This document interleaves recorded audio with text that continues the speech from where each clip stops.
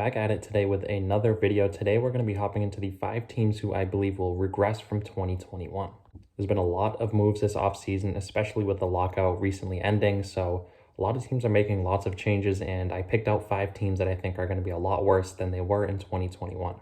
And also, no real order here, just naming off 5 teams today. So with that in mind, let's hop right into the video. First up, I have the Oakland A's. Oakland has made plenty of moves this offseason that suggest they are going full rebuild mode. They traded away their 2 best hitters in Matt Chapman and Matt Olson, and they also traded their best pitcher last year in Chris Bassitt to the New York Mets. And for the good players that are still on Oakland, they seem to be on the market as well. Sean Manaea and Frankie Montas' days could be numbered in Oakland. Last year, Oakland was a pretty solid team. They won 86 games and they were in the postseason hunt all year long. And looking back a couple years, Oakland has just been very productive for the past 5 years. They've been competitive pretty much every year, but obviously this year I think they are going to take a big step down. And as we stand today, Oakland really only has 2 decent hitters in their lineup, and it is Ramon Laureano and Sean Murphy.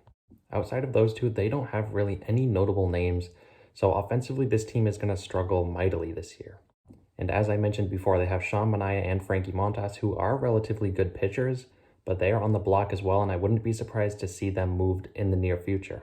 But outside of Montas and Manaea, they have very slim option. They do have James Kaprielian, who is a pretty solid pitcher, but he is by no means a number 1. So I absolutely think Oakland is going to regress from last year. I wouldn't be surprised to see them win around 70 games this year with all the moves they've been making this offseason. Next up, I have the Cincinnati Reds. The Reds are clearly going rebuild mode as they recently moved a lot of their big pieces.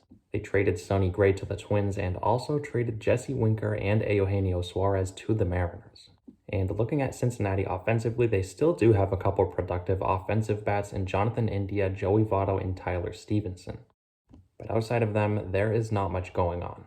And in their pitching rotation after getting rid of Sonny Gray, they still do have Luis Castillo and Tyler Mahle.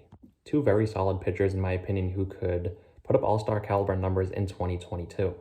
But considering Cincinnati won 83 games last year and all the moves they've made this offseason, I just don't think they're going to win close to that this year. Cincinnati is similar to Oakland in the sense that they have made it clear this offseason that they have no interest in fielding a competitive team in 2022. This year, I think Cincinnati is looking like a 70-win team similar to Oakland. I don't think they're going to win 83 games like last year. Next up, I have the San Francisco Giants. And I hate to put San Francisco on this list today because last year I doubted them early on and I didn't think they were going to be nearly as good as they were all season long. And a lot of people thought I was simply hating on San Francisco last year, and I'm not going to lie, they are one of my least liked teams in all of baseball, but I like to be as unbiased as possible. I like to call it how it is. They have Logan Webb, who was amazing last year and is probably going to be just as good if not better this year. They picked up Carlos Rodon this offseason, but in turn of Rodon, they lost Kevin Gausman, who was their best pitcher last year. On top of that, they lost their most productive offensive bat in Buster Posey due to retirement. So there weren't too much changes this offseason with San Francisco's roster outside of swapping Kevin Gausman for Carlos Rodon and losing Buster Posey. And with just how good the National League West is, I think it's far-fetched to say San Francisco is going to win 107 games again. I think they'll still be a pretty solid team, but I think they're going to win around 85 games or so. Next up, I have the Boston Red Sox. Now, looking at Boston, they didn't make too much notable moves this offseason. They did add players like Jake Diekman and Matt Strahm to their bullpen, which is very important, but outside of them, there's not too much going on. I don't think those 2 pitchers that I just mentioned equivalent to losing Eduardo Rodriguez. Rodriguez was a very big piece to Boston's rotation, and I think they're really going to miss him, especially with Chris Sale missing about 6 weeks to start the season.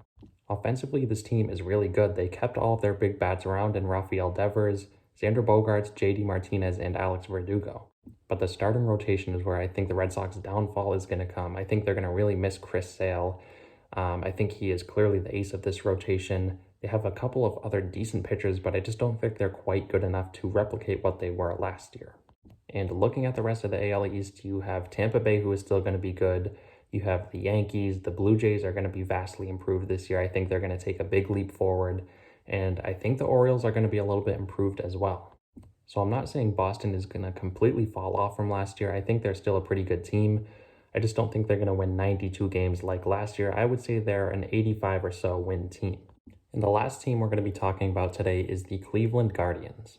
And this was a tough one to pick because I don't necessarily think Cleveland is going to be a lot worse than last year, but I do think the teams below them in their division improved, which in turn is going to mean more Cleveland losses.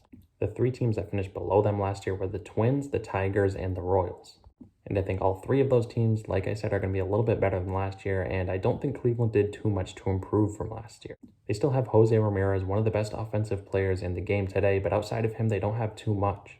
They have Franmil Reyes as well, who is a pretty solid player, but after him, it really drops off. Looking at Cleveland's starting rotation, it is actually a very underrated rotation that I think could be pretty solid this year. Their starting five consists of Shane Bieber, Cal Quantrill, Aaron Savali, Zach Plesac, and Tristan McKenzie. And they have one of the best closers in the game today in Emmanuel Clase. So all in all, I really don't think Cleveland is going to be much worse than last year. They went 80 and 82. As they stand today, I could see them winning around 75 games. Like I said, I don't think Cleveland necessarily did anything wrong. They just didn't do too much to improve off of last year's roster, and the teams below them got a little bit better. So that's going to wrap today's video up. Let me know what you guys think down below of where you agree or disagree. As always, if you guys do enjoy the content, feel free to subscribe. I'm going to continue to post a lot more good videos here as we head closer to 2022. And lastly, I want to thank you guys again so much for watching, and I'll see you next time.